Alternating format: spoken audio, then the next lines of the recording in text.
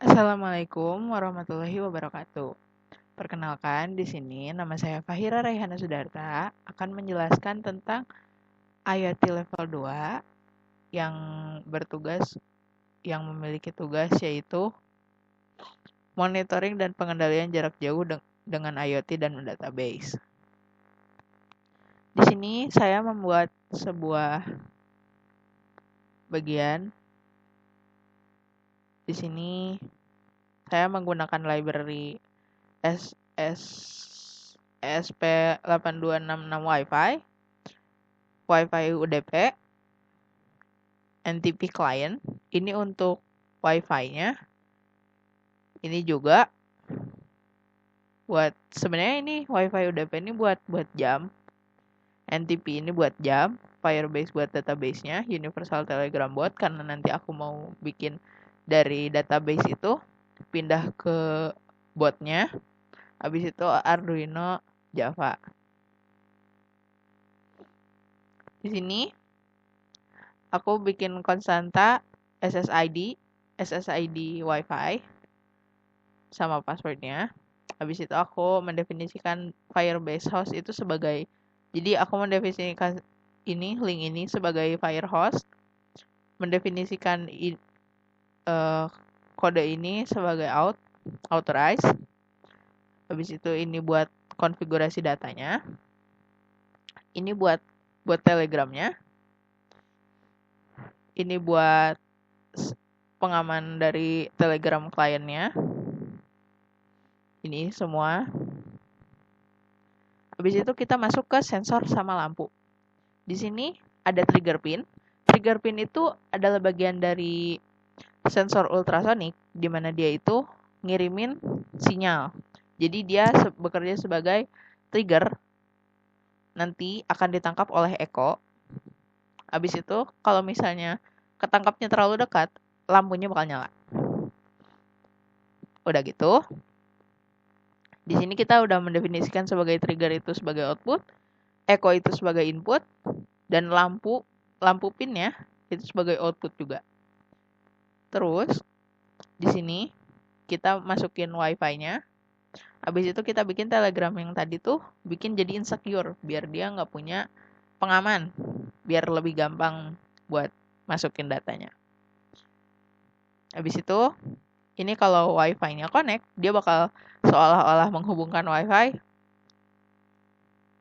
Nanti si Firebase-nya itu bakal authorize, bakal masuk. Habis itu nanti dibuat telegramnya bakal muncul tulisan ESP aktif, mode otomatis siap. Di sini kita cek pesan telegram per 3 detik. Jadi kalau kita ngirimin perintah di telegram, dia bakal muncul gitu per 3 detik. Habis itu kita masuk ke mode manual. Jadi kalau misalnya mode manual itu mindahin ini, jadi dia trigger pinnya dilewat, jadi bagian sensornya itu dilewat biar langsung. Di sini ada trigger pinnya dibikin low, trigger pinnya dibikin high. Habis itu udah dibikin high, dia nanti dijadiin low biar nanti si sinyalnya ketangkap, nggak ke distract. Habis itu dia ngambil kan durasinya dibagi 2. Terus habis dibagi 2, terus dibagi lagi sama 29,1. Nanti jadi sentimeter. Nah, terus kita masuk ke jaraknya. Kalau jaraknya sekian, ini lebih kecil dari 15 atau sama dengan 15, itu dia bakal masuk ke pintu terbuka. Jadi lampunya nyala. Terus kalau misalnya pintunya tertutup, nanti dia lampunya mati. Habis itu ini kalau pakai mode manual, di sini ada pesan kalau misalnya kita masukin lampu on, nanti lampunya nyala. Kalau kita masukin lampu off, dia lampunya mati. Terus kalau misalnya kita masukin auto, nanti dia bakal balik lagi ke otomatis. Terus ini buat statusnya, buat ke Firebase-nya. Masuk ke Firebase-nya. Kita bakal lihat data di Firebase-nya.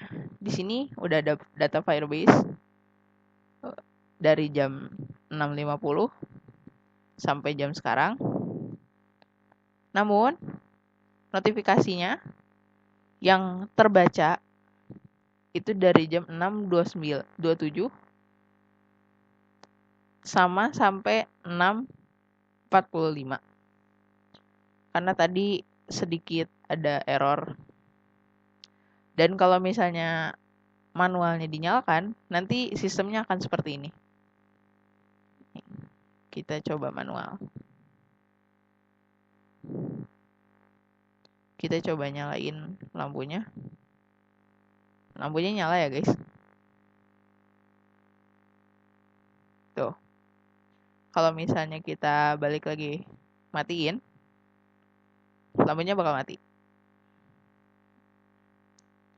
Terus kalau kita balikin lagi ke otomatis, tuh, balik lagi ke otomatis dia. Karena tadi ada sedikit error. Lampu nyala secara manual. Kita balik lagi ke otomatis.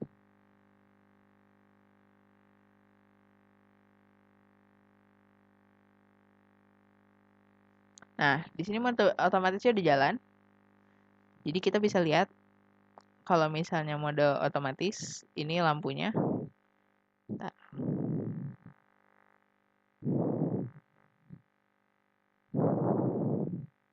Nih ya, ada sensornya.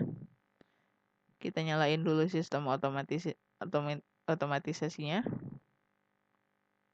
Nah, terus kita masukin tangan kita.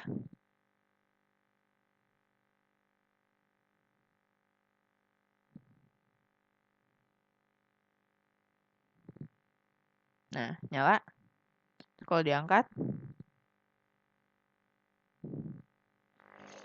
ya ternyata sedikit error.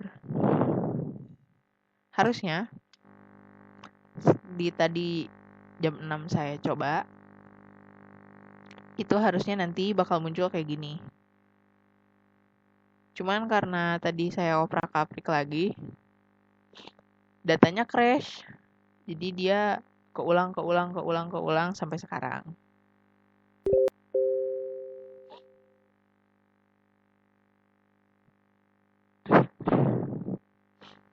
Terus di sini saya akan membahas bagian Firebase-nya. Di sini Firebase-nya aku masukin rules biar dia bisa masukin data. Di sini ada rules-nya, dia bisa ngebaca dan dia bisa nulis sehingga data di sini dia masuk terus.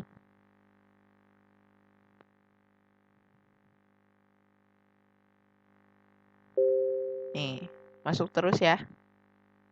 Nggak berhenti-berhenti dan datanya banyak banget. Makanya mungkin tadi crash berkali-kali. Ini pun sebenarnya masih crash. Cuman tadi udah sempat berhasil dengan pembuktian.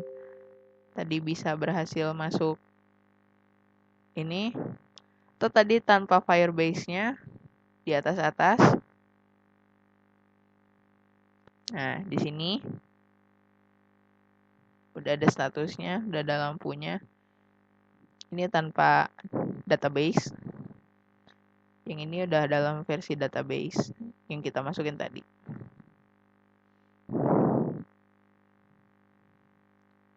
Lalu di Firebase aku gunain real time biar nanti si data yang masuk itu terus-terusan secara real time biar gak ada slack, gak ada harusnya jadi nggak terlalu nge-crash. Cuman sayangnya ini masih kode nge-crash guys.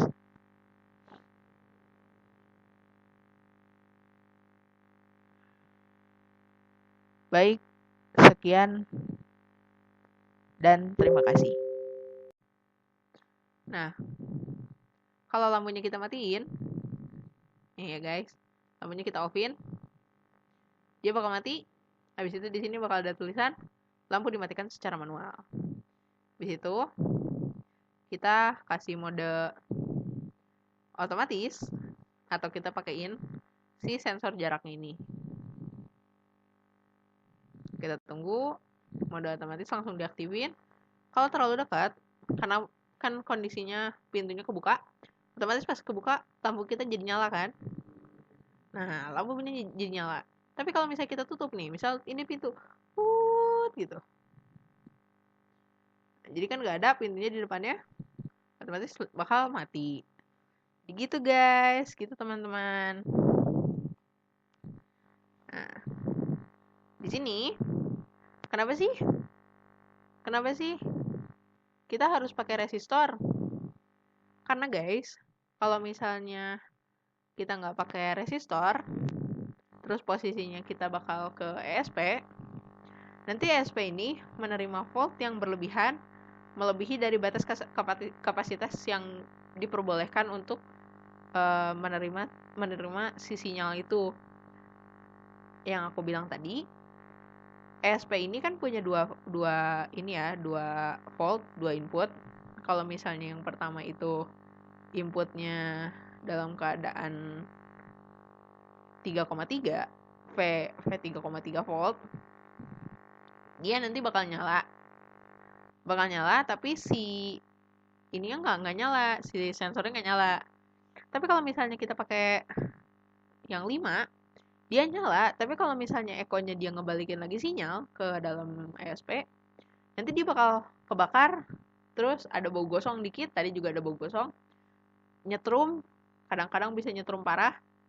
Habis itu dia nanti bisa juga kalau misalnya nggak nyetrum parah, si ESP-nya tahu-tahu rusak, terbakar. Kayak gitu guys. Mungkin sekian yang bisa saya sampaikan di kesempatan kali ini, kesempatan yang baik ini. Mohon maaf jika banyak kesalahan yang saya ucapkan. Wassalamualaikum warahmatullahi wabarakatuh.